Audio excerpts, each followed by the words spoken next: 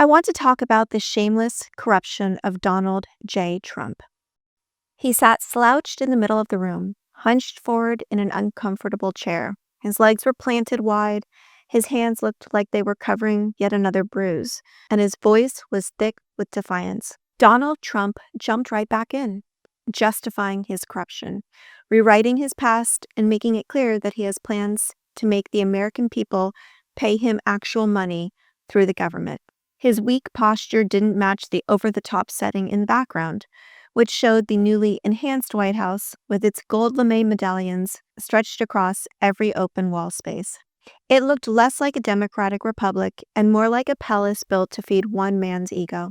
But this is exactly how he wants to be seen, not as a servant of the people, but as a king surrounded by gold.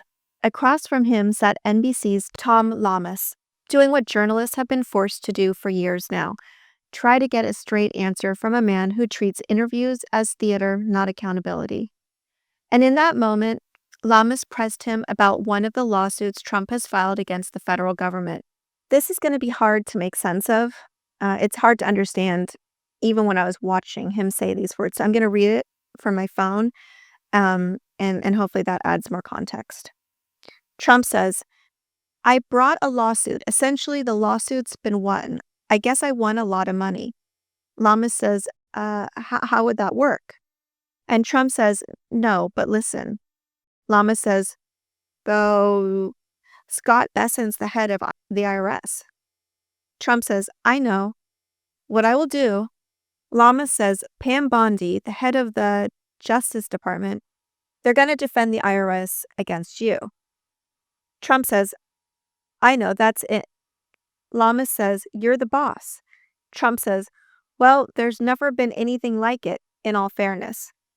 Llamas says, "But, so, are you gonna..." Trump says, "No, don't forget." Llamas says, "Are you gonna tell him to pay you?" Trump says, "Don't forget, I sued as a private citizen because I sued between terms."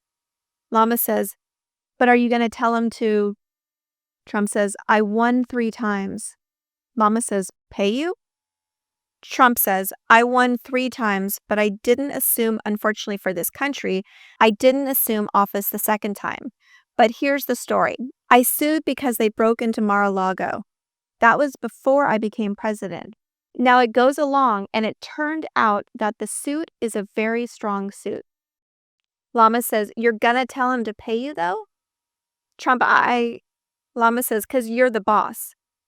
Trump, "Well, what I would do, tell him to pay me, but I'll give 100% of the money to charity. I don't want any of that money." Llama says, "You take it out of the system." A couple more questions here. Trump says, No, I'm putting it back into the system." Llama says, "Yeah." Trump says, "If I give money to American Cancer Society, I will give 100% of the money away to I don't want any of it." Llama says, 30 trillion debt, and we're going to take 10 billion out of the system? And Trump says, "Well, I mean, you give it away anyway." They give away a lot of money. Llama says, "Your endorsements." And then Trump changed the subject entirely. He said, "Speaking about that, Minnesota and these other states, we have massive investigations going into fraud. Do you know if we captured 50% of the fraud in this country right now, we would have better than a balanced budget?" And you got to mention that. Minnesota, 19 billion in fraud that we know about. It's hard to adequately convey the absurdity of the corruption we're seeing from Trump. But this exchange at least highlights the latest example. And the irony in all of this is that Trump is openly saying he's going to take money from the federal government, the same pool of money that all of us pay into with our taxes. And somehow he thinks that we should be impressed because he claims he'll give it to charity. He wants credit for saying he doesn't want the money, but we're supposed to ignore the fact that he's suing for it in the first place. He's using public institutions run by people he appointed to pay out on a personal lawsuit and calling it generous. And we're supposed to believe him after everything we already know.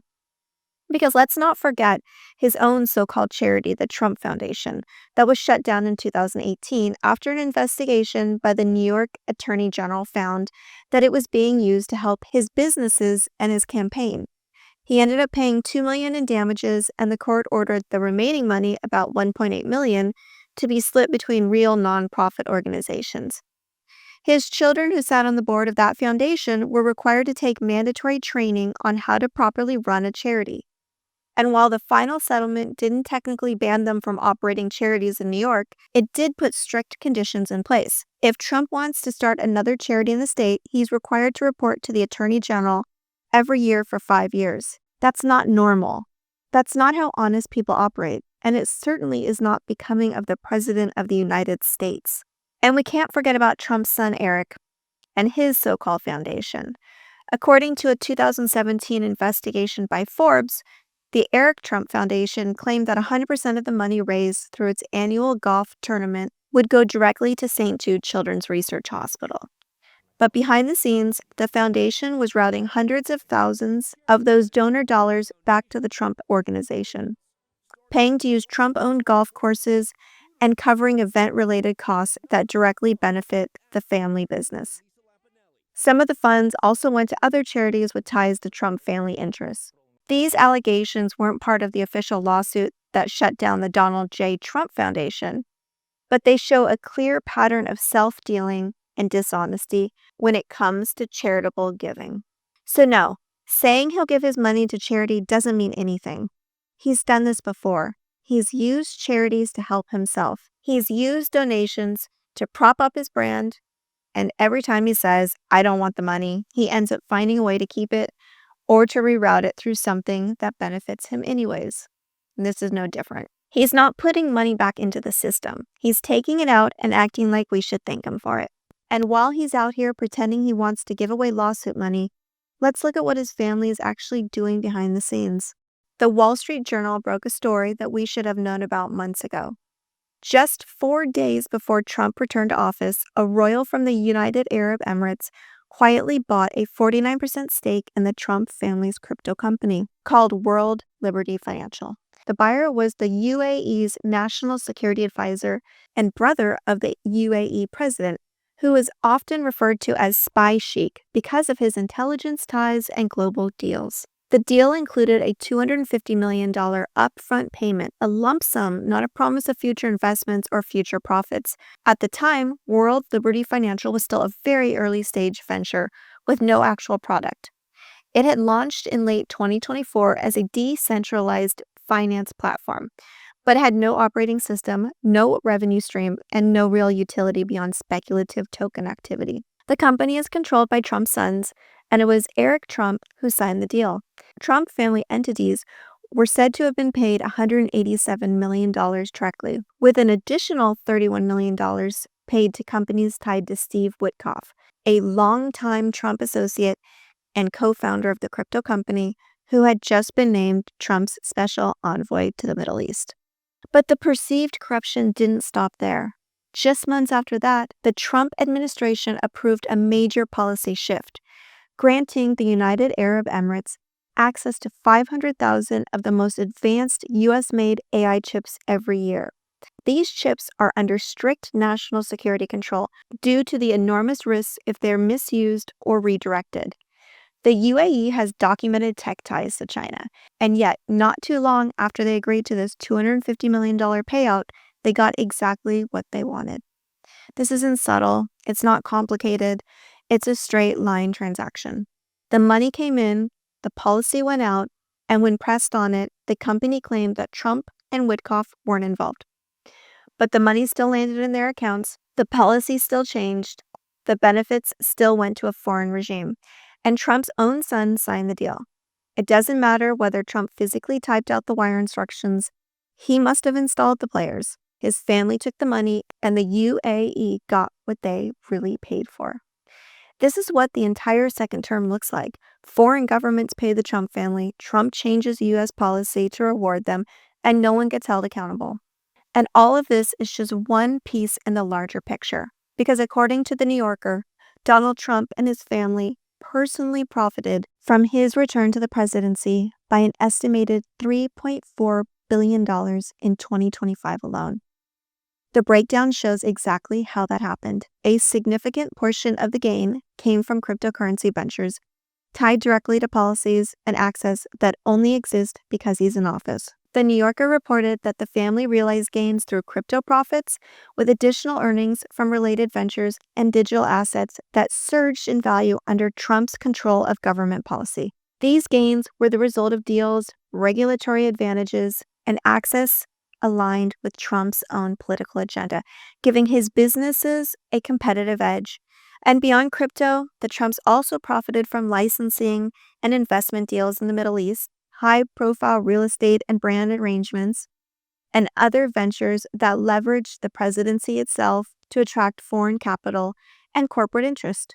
That includes the refurbished presidential jet gifted to Trump early in his term, which is set to cost taxpayers hundreds of millions to retrofit for private use once he leaves office. And we can't forget Melania Trump's $40 million deal with Amazon to produce her documentary, Melania. What that means in practice is this. While everyday Americans face soaring housing costs, unaffordable health care, and inflation that eats away at their paychecks, the Trump family's wealth has exploded through business opportunities that only existed because he was president. We simply can't go on with this level of corruption. It's not sustainable. If in his first year back in office, Donald Trump was able to turn the presidency into a $3.4 billion personal payday for himself and his family, what happens in the next 3 years? He's treating the federal government as just a piggy bank he can crack open whenever he wants. We are living through the most corrupt presidency in the history of this country, and his chaos has no limits. Just a few weeks ago, European leaders were genuinely worried that his reckless rhetoric would trigger World War III over Greenland. I mean, we all were. He continues to threaten Canada, our closest neighbor. And when the Epstein files came back into public view, he threatened to attack Iran as a distraction. Before that, it was Venezuela. He's not consistent on policy. He's only consistent on disorder. And while he keeps us distracted with noise, he's concentrating wealth at the top and bleeding the middle and lower classes dry. He's making people desperate, hoping we'll care more about our next paycheck than the fact that he's dismantling our government from within. He wants us too exhausted to notice that our institutions, our norms, and our checks and balances are being stripped away. And we have to stay laser focused on his corruption. It's only going to get worse. He's going to try to rig the next election. He's going to say more unhinged things. He's going to tear down more structures and stamp his name on everything he can. We have to keep reminding each other and everyone we can reach that this man is corrupt. He is siphoning public money into his own pockets. He is using the power of the presidency to build wealth that most Americans could never imagine. And he is using the presidency to enrich himself, his family, and his enablers at the expense of us, the American people. And we cannot keep letting this happen. We must continue to demand that our elected officials take a stand against this regime. Because when we do, it works. Case in point, it was announced that 700 federal immigration officers are being pulled out of Minnesota. Whether they want to admit it or not, this is a direct response to public pressure and organized resistance. Minneapolis has become a flashpoint of protest and documentation, and they know the world is watching. And after weeks of bragging, Trump has now backed out of attending the Super Bowl entirely. His own aides reportedly warned him that he'd be booed loudly by tens of thousands of people on live television. They feared it would go viral, so instead of facing the crowd, he's skipping the most watched event of the year. And in a win for democracy, the Supreme Court just allowed California to move forward with new congressional maps that we, Californians, voted for, and that will help restore fair representation and strengthen pro-democracy seats ahead of the 2026 midterms. So yes, we are still up against enormous corruption, but we are not powerless. They are afraid of the people's voice. They are afraid of accountability, and that fear is growing. And that's why I still have hope for America, and I hope you do too. If you've made it this far, we're probably on the same page, definitely on the same side of history. I'm working hard to spread this message and reach as many people as possible. So if you can, Please take a moment and like this video, leave a comment, share it, and make sure that you're subscribed to the channel, please. For all of my daily posts, you can find me on Substack just by searching Heather Delaney Reese, and I've included a link for you below. And remember, no matter how dark the days get, I will be here every single day, and together we will keep hope for America alive. I'll see you tomorrow.